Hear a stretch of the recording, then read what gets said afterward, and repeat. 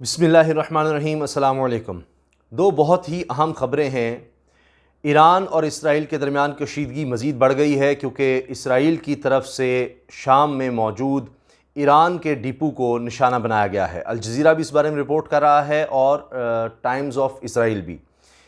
इसके अलावा चीन और अमेरिका के दरमियान भी कशीदगी बहुत ही ज़्यादा बढ़ गई है। हत्ता के ह्यूस्टन में जो कौंसल खाना है चीन का, उसको बंद करने का कह दिया है अमेरिका ने। अब ये जो इनके कशीदा ताल्लुकात चल रहे थे उसको एक और ही लेवल पर ले गया है ये मामला।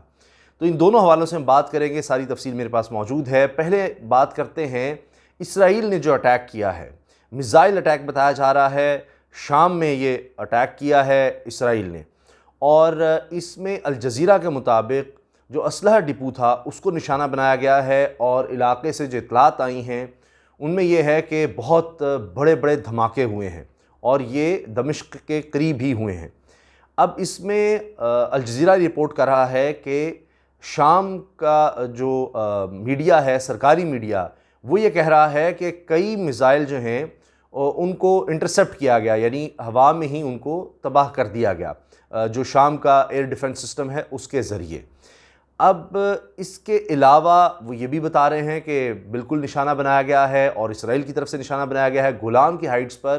पता ये चल रहा है, यानी अगर टाइम्स ऑफ इसराइल की स्टोरी देखें तो वो ये कहती है कि गोलान की हाइट्स के ऊपर से इसराइल के जंगी जहाज़ों ने, जेट तैयारों ने वहाँ से मिसाइल फायर किए और उसके नतीजे में ये असलहा डिपो था जिसको निशाना बनाया गया और बड़े पैमाने पर यहाँ पर असलहा मौजूद था, जिस वजह से यहाँ पर बहुत ज़्यादा धमाके हुए।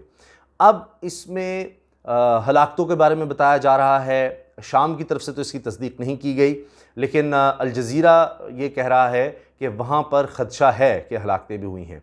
जब अल जज़ीरा ने वहाँ पर मुखालिफ ग्रुप से बात की है, जिस तरह से आपको पता ही है कि 2011 से लेकर अब तक खाना जंगी का शिकार है शाम, तो वहाँ पर मुखालिफ ग्रुप तो ज़ाहिर है कि फिर वो ख़िलाफ़ बात करेंगे बशर अल असद के। तो वो ये कह रहे हैं कि इसमें जो ईरानी जंगजू थे वो मारे गए हैं और ईरानी जंगजुओं के पास था ये असलहा डिपो और ये सारा इलाका। हत्ता कि इस टाइम्स ऑफ इसराइल तो रेवोल्यूशनरी गार्ड्स की बात कर रहा है, इसराइल के रेवोल्यूशनरी गार्ड्स हैं वो यहाँ पर तैनात थे, यहाँ तक वो बात कर रहे हैं। लेकिन बहरहाल दोनों खबरों को देखा जाए, इंटरनेशनली जो कुछ लिखा जा रहा है उसमें ये ज़रूर कहा जा रहा है कि ईरानी बैक्ड मिलिटेंट्स कहा जा रहा है, फ़ाइटर्स कहा जा रहा है, कि जैसे ईरान ने यहाँ पर जो फ़ाइटर्स भेजे हुए थे उनके कंट्रोल में ये था डिपो और उसको निशाना बनाया गया है। इसके अलावा ये भी कहा जा रहा है कि इसमें शाम के फ़ौजी भी इसमें ज़ख्मी हुए हैं। बहरहाल ये कहा जा रहा है कि ईरानी फ़ाइटर्स भी मारे गए हैं। और अब ये बात इसराइल की तरफ से कही जा रही है कि जी हिज़्बुल्लाह को हम निशाना बनाते हैं, हम सीरियन फोर्सेस को निशाना बनाते हैं क्योंकि वो हमारे ख़िलाफ़ काम कर रहे हैं और ईरान जो है यहाँ पर मुदाखलत करता है, हम ईरान को यहाँ निशाना बनाएंगे। अब इसमें कोई ढकी छुपी बात नहीं है, ये भी वाज़ेह किया जा रहा है, लिखा भी जा रहा है, एनालिस्ट भी कहते हैं और इसको डिनाई भी नहीं किया जाता कि ये सब कुछ अमेरिका के कहने पर इसराइल कर रहा है। इसराइल को बैकिंग हासिल है अमेरिका की और वही ये कह रहा है कि बिल्कुल ये तुम हमले करो, हम तुम्हारे साथ हैं। ये सारा मामला उस तरफ से भी चल रहा है और ये अब सूरत हाल को मज़ीद कशीदा बना रहा है। 2011 से लेकर अब तक इसराइल ने सैकड़ों, जो ख़ुद वो मानते हैं, सैकड़ों हमले कर चुका है शाम पर, जिससे बहुत ज़्यादा नुकसान हुआ है। अब जिस तरह से अमेरिका की बात बीच में आ गई कि वो इसराइल को बैक कर रहा है, तो इसी सूरत हाल में अब ईरान के ताल्लुकात करीबी होते चले जा रहे हैं चीन के साथ। जो हालिया मुआहिदा हुआ है, इतना बड़ा मुआहिदा है $400 अरब का, तो उसके बाद तो अब ईरान पूरी तरह से चीन के कैंप में जा चुका है। चीन और अमेरिका की कशीदगी इस मकाम तक पहुंच गई है कि जंगी हालात में भी बाज़ औक़ात तो ये सिफारत खाने काम कर रहे होते हैं, लेकिन अमेरिका ने ह्यूस्टन में मौजूद चीन के कौंसल खाने को बंद करने का कह दिया है और 72 घंटे का अल्टीमेटम दिया है कि 72 घंटे के अंदर अंदर यहाँ से कौंसल खाना बंद करके चीनी यहाँ से निकल जाएँ। अब चीन ने इस पर बहुत ज़्यादा सख्त रद्द-ए-अमल दिया है। अमेरिका ने इल्ज़ाम ये लगाया है चीन पर कि चीन यहाँ पर जासूसी कर रहा था और ये कौंसल खाना जासूसी में इस्तेमाल हो रहा था, इस वजह से हमने इसको बंद करने का कह दिया है। हमने लोगों की ज़ाती ज़िंदगी, अमेरिका की ज़ाती ज़िंदगियों को महफूज बनाने के लिए किया है। चीन बड़े अरसे से स्पाइंग कर रहा था, जासूसी कर रहा था, जिस वजह से हमने अब ये अहकामात जारी किए हैं और चीन यहाँ से अब निकल जाए। ये अब जो मामला चल रहे थे चीन और अमेरिका के दरमियान, पहले तिजारती जंग का मामला था, उसके बाद ये कोरोना वबा पर एक दूसरे के ख़िलाफ़ इल्ज़ाम वगैरह लगाए गए, जिस तरह अमेरिका ने कहा कि जी ये अमरीकी सदर ने भी कहा ये जानबूझ के फैलाया गया है, ये वहाँ से चीन से फैला है, चीन ने फैलाया है, चीन ने कहा कि जी अमेरिका इसको काबू नहीं कर पा रहा इसलिए हम पर इल्ज़ाम दे रहा है। ये मामला यहाँ से बढ़ता रहा। पहले तिजारती जंग दोनों के दरमियान चल रही थी, एक दूसरे पर पाबंदियाँ चल रही थीं और इल्ज़ामात लग रहे थे। उससे मामला आगे बढ़ते बढ़ते हांगकांग का मामला बीच में आ गया। हांगकांग के हवाले से अब चीन ने कानून पास किया सिक्योरिटी के हवाले से कि अगर कोई वहाँ पर कानून हाथ में लेता है, इस तरह का एहतजाज करता है तो उसके ख़िलाफ़ कार्रवाई हो सकती है। अमेरिका ने कह दिया कि जी ये हांगकांग की जो नीम खुद मुख्तारी का माहिदा था, बरतानिया से जब वापस मिला है चीन को हांगकांग, तो उसके बाद यहाँ पर नीम खुद मुख्तारी रहनी थी, एक नीम आज़ादी रहनी थी हांगकांग के लोगों के लिए, उसको चीन ने छीन लिया है। और उसके बाद अब हांगकांग पर कुछ जो मराहत हासिल थी अमेरिका की तरफ से वो भी ख़त्म कर दी गई हैं। एक वो मामला चल रहा है।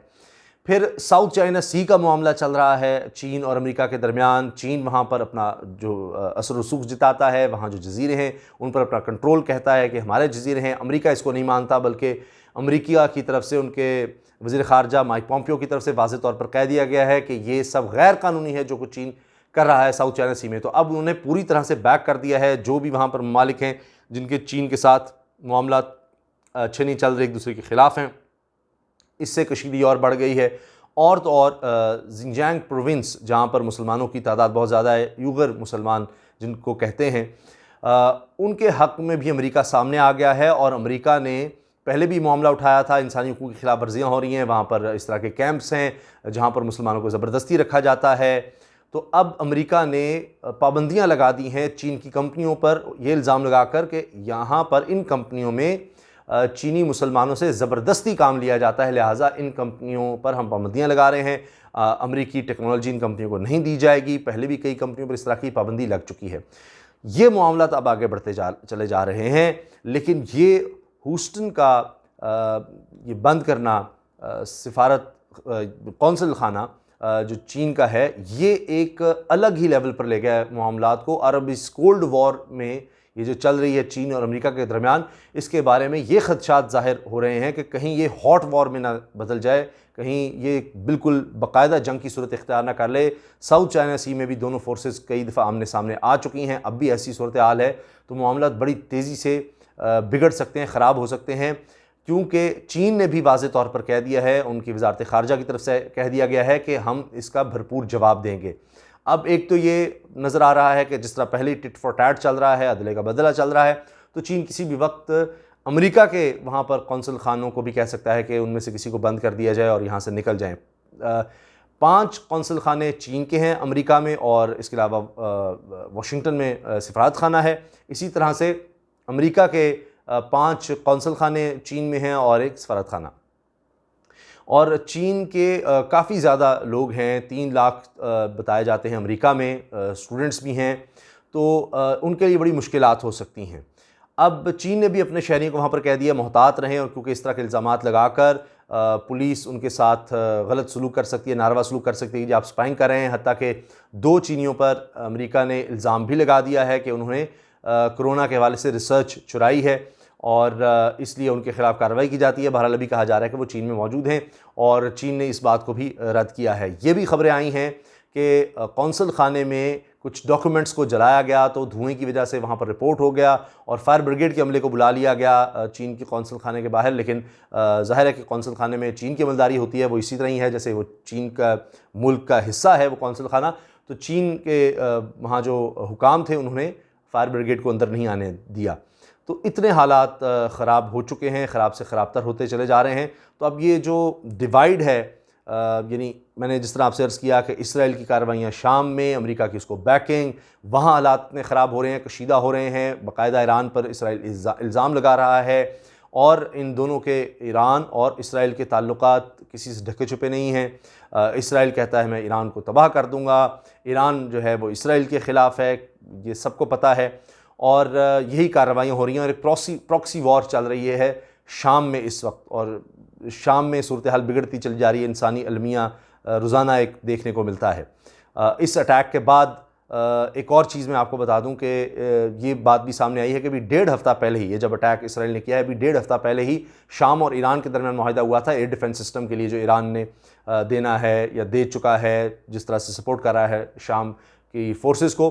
उस हवाले से बड़ा अहम मुआहिदा हुआ था ईरान और शाम के दरमियान, और उसके बाद ही तकरीबन 1.5 हफ्ते बाद ही ये इसराइल ने एक और अटैक कर दिया है। सैकड़ों अटैक्स में से एक और अटैक है। ये कशीदा सूरत हाल अमरीका के सबसे करीबी इत्तेहादी इसराइल की वजह से जो पैदा हो रही है, और दूसरी तरफ अमेरिका ख़ुद जो चीन के ख़िलाफ़ पैदा कर रहा है, तो इन दोनों हवालों से आप अगर देखें, दुनिया ख़तरनाक सूरत हाल की तरफ जाती नज़र आ रही है। इजाज़त दीजिए, अल्लाह हाफ़िज़। पाकिस्तान ज़िंदाबाद।